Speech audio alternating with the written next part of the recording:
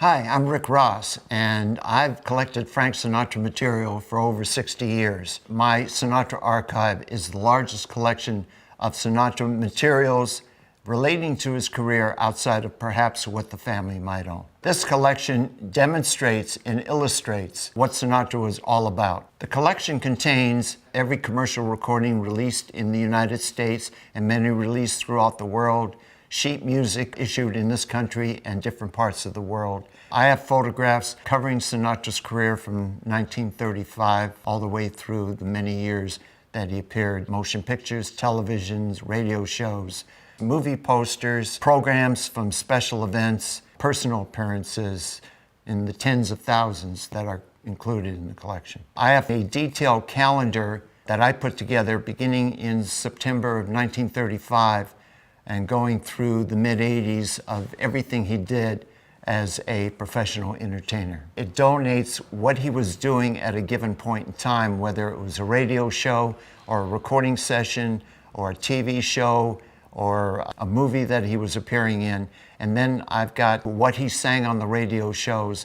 As to the recordings, I have information on all of the individual musicians that appeared on all of the recording dates throughout his career. In 1988, I was interviewed by the Los Angeles Times about my archive, and Sinatra responded that Ric Ross knows more about Sinatra and my career than I do. Quite an accolade to receive from the man himself. The archive consists of a lot of rare and unusual items. There's a 1963 recording of the song California that Governor Brown then asked him to record. He had Sammy Cahn and Jimmy Van Heusen write original words and music for that recording.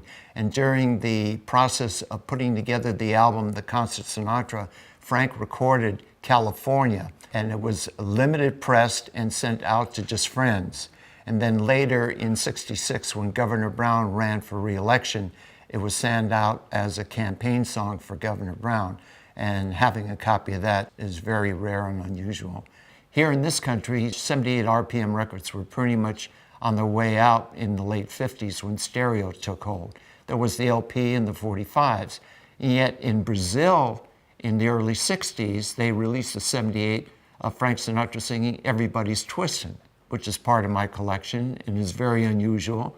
The inaugural event for John Kennedy was recorded on January 19th, 1961, and copies of the record were given to performers that appeared on the gala, and I have a copy of the two-record set. That's very rare and unusual. Frank Sinatra's very first commercial recording was released on the Brunswick label in 1939, entitled From the Bottom of My Heart, and the flip side is Melancholy Mood.